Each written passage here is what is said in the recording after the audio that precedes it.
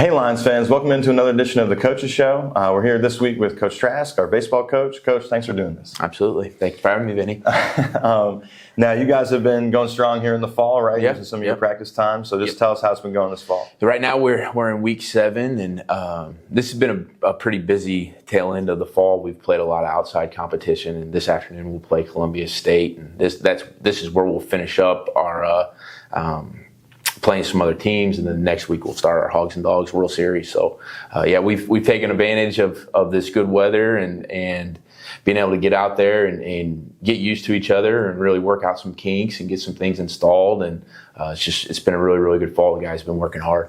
How important is fall?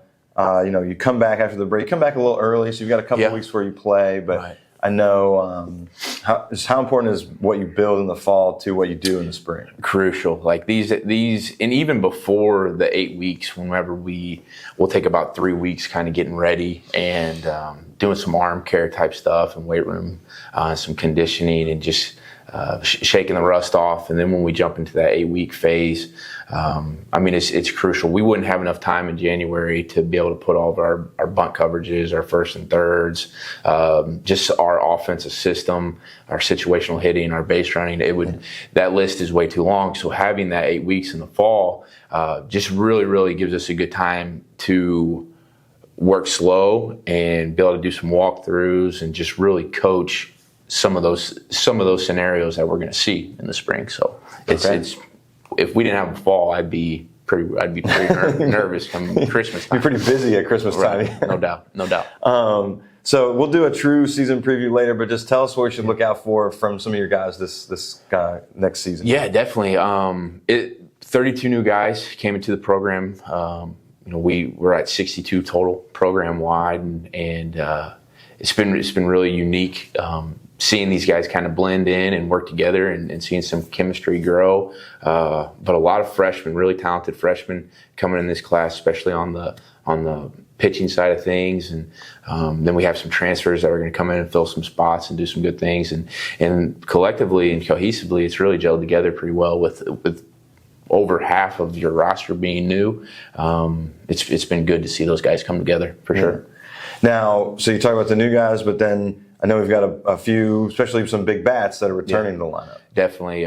We leaned really heavy on 3 freshmen last year with J.J. Pruno, Jordan Carter, and Cade Fuller. Those guys are back and better than ever. I mean, it's the leap they've made from last fall to this fall, and just the comfortability they have as being leaders. Like they had that in them last year, but now they feel comfortable about, hey, this is our team. And so it's been really exciting seeing those guys. And Dawson Massingale is another guy that's really, really done a good job of leading and coming to work every day, practice every day. And it's one of those things where really good nucleus coming back from last year and some nice pieces to add to it. Yeah.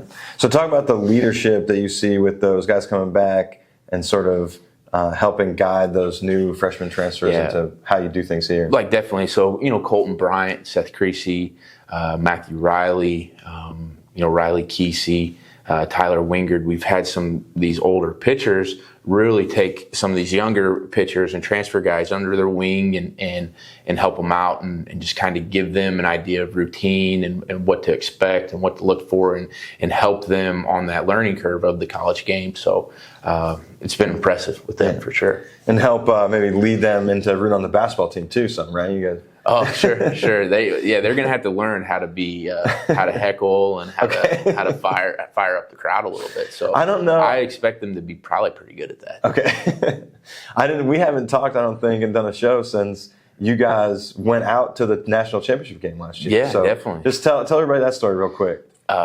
Crazy turn of events. So we had our spring break trip was supposed to go out. We were supposed to go to East Tennessee, play Johnson. We're going to swing back around, play UT Southern, just kind of spend our spring break in Tennessee with each other. Exactly. Playing, and we had a doubleheader, and things set up, and so there was a little bit of weather in Johnson, and we knew our men were. So it all dictated on Central Baptist that game on Saturday. Yeah. And we were hopeful because well, okay, the bad weather in East Tennessee, we just said, hey, no problem. Don't worry about it. We'll find another game. Tabor, which is out Tabor, Kansas, we set up a neutral site game at Ottawa University, and right near Kansas City where the men are playing. Right by it. And so then the men were playing Saturday against Central Baptist. But we had already committed. You were already going. So if they would have lost that they would have come home. They would have came home. We would have passed each other on Highway 70 at some point probably, and then we would have just played in freezing cold Kansas for no reason. But luckily it worked out. They played well that Saturday. They won. We were able to see both the Final Four game and then the semi, national semis, and then the championship game. And I mean, it was electric. That was just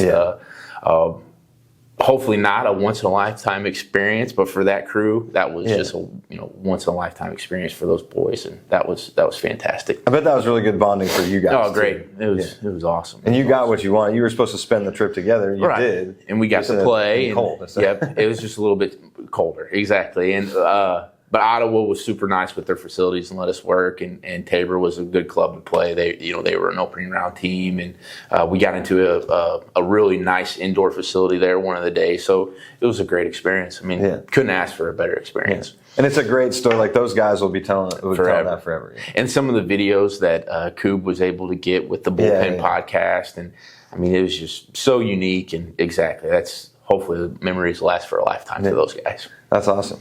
Well, we've been doing this with a couple other interviews here lately, so let's do a little rapid fire, if you don't mind. So people can get to know Jess Trask. Okay. What's your favorite sport to play? Golf.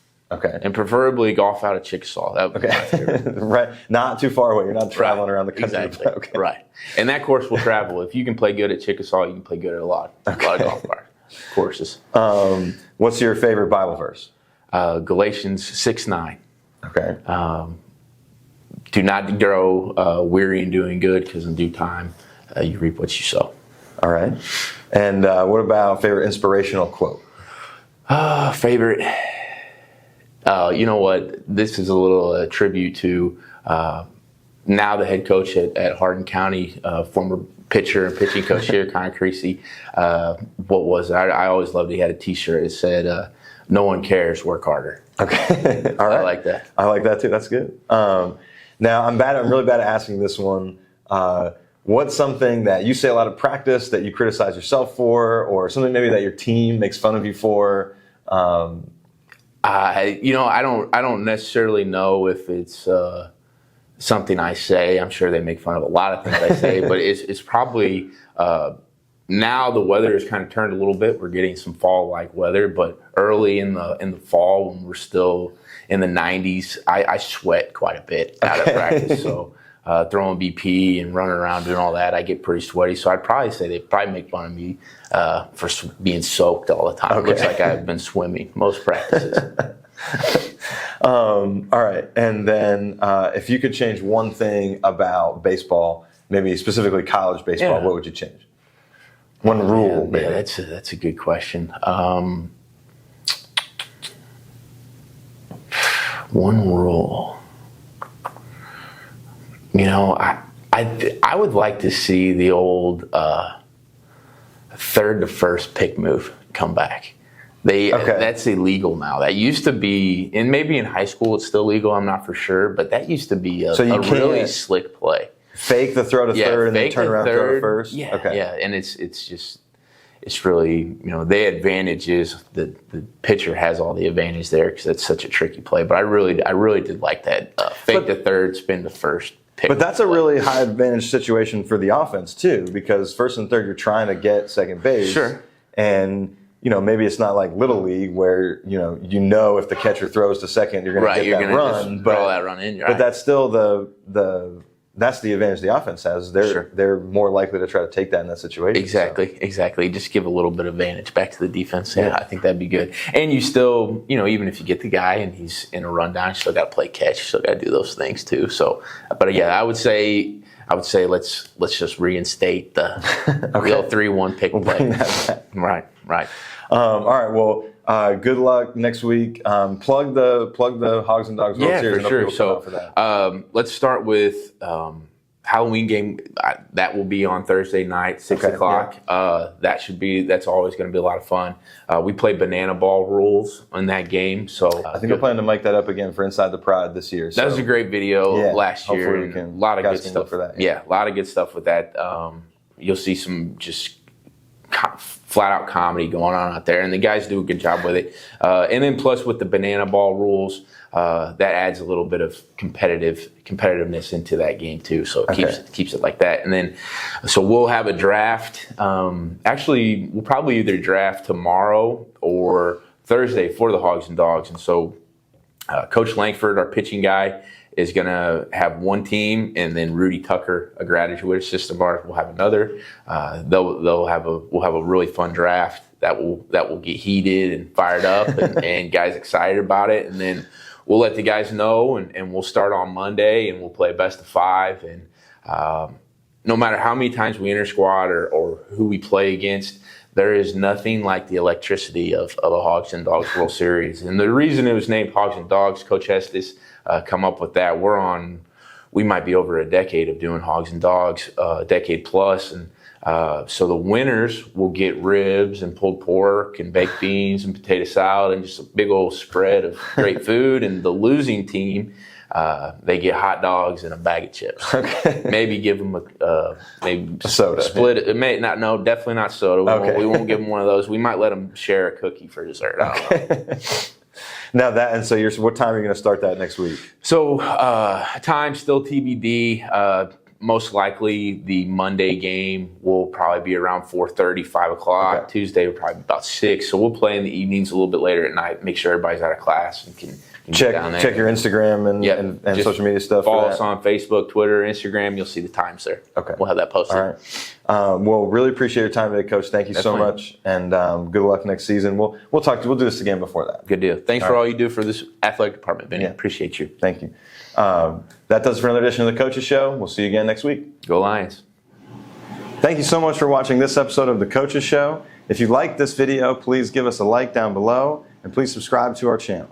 For the most up-to-date information on Freed-Hardeman Athletics, you can visit our website, gofhulions.com, and you can follow us on all social media outlets at gofhulions on Facebook and X, at go_FHU_Lions on Instagram.